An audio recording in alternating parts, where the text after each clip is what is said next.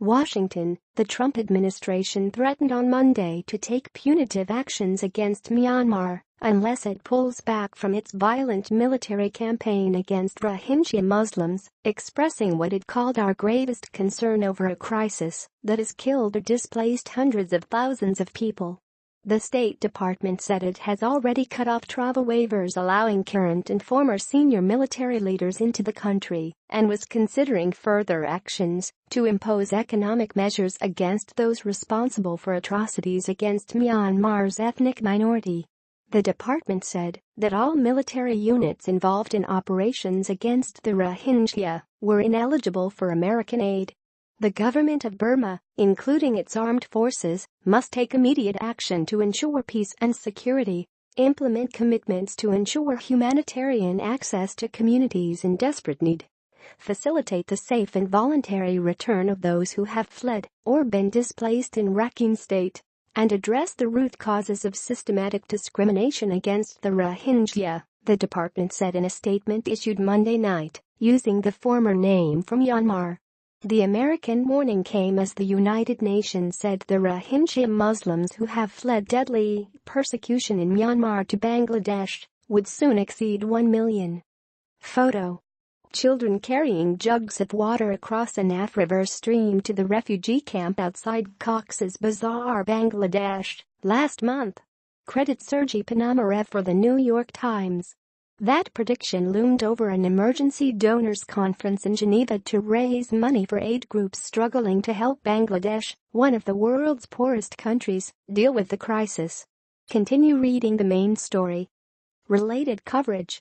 In grim camps, Rohingya suffer on scale that we couldn't imagine. Sept. 29, 2017. Desperate Rohingya flee Myanmar on trail of suffering, it is all gone. Sept. 2, 2017. Rohingya recount atrocities, they threw my baby into a fire. Oct. 11, 2017. Rohingya refugees fleeing Myanmar await entrance to squalid camps. Oct. 18, 2017. Opinion op-ed contributor. How the Rohingya crisis is changing Bangladesh. Oct. 6, 2017. Doctors Without Borders, the medical charity, called the health conditions of the refugee encampments a time bomb. More than 600,000 Rohingya Muslims have battled terror, exhaustion and hunger to reach safety in Bangladesh since Myanmar's army began a campaign of what the United Nations has called ethnic cleansing in late August. The new arrivals joined more than 300,000 Rohingya who had escaped in recent years.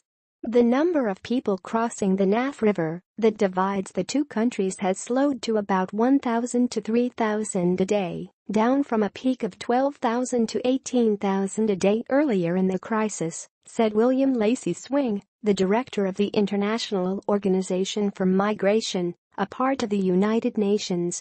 Still, he said, even at that rate the numbers are expected to exceed 1 million shortly.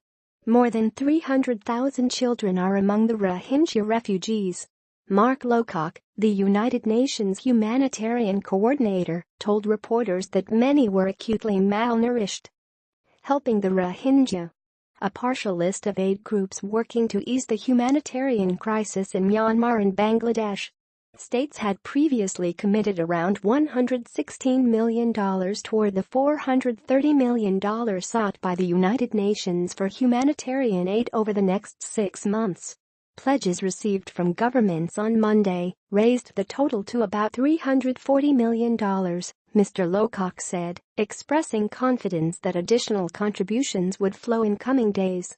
Even so, humanitarian agencies face enormous challenges delivering relief.